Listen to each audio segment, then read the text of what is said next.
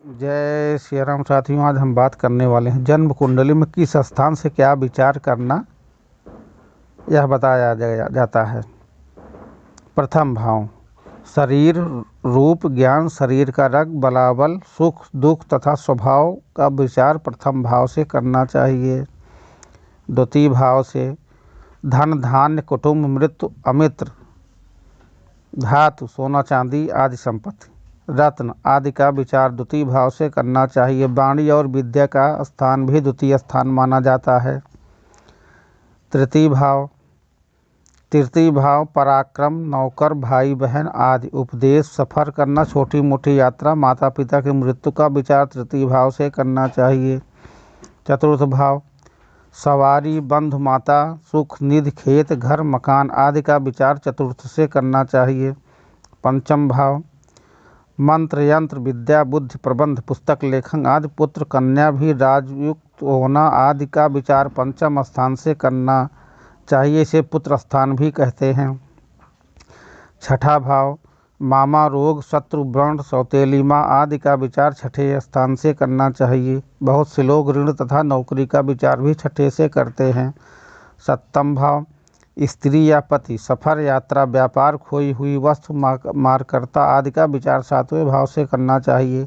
व्यापार आदि में जो साझेदारी में काम करे उसका विचार भी इसी स्थान से करना उचित है।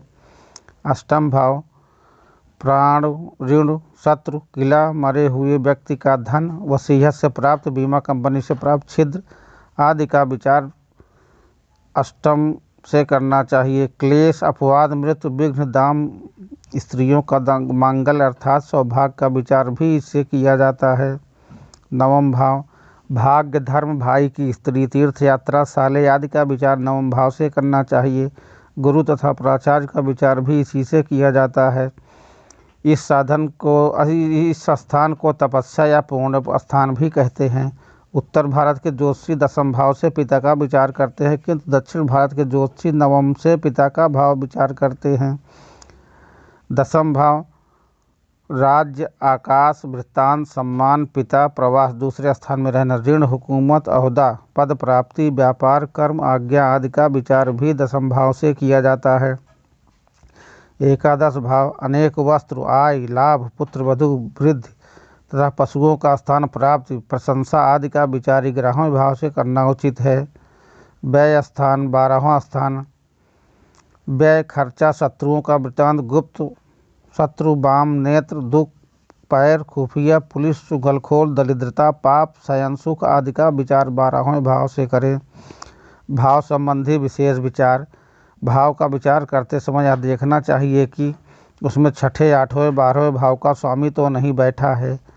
छठे, 8वें, 12वें भावों को दूसरा स्थान कहते हैं। इनके स्वामी जहां बैठ जाए, 6, 8 और 12 भाव में किसी भाव का स्वामी बैठ जाए तो दोनों अनिश्चित खराब फल देने वाली स्थिति समझी जाती है। जय श्री राम सीताराम। वीडियो अच्छी लगी हो तो चैनल को सब्सक्राइब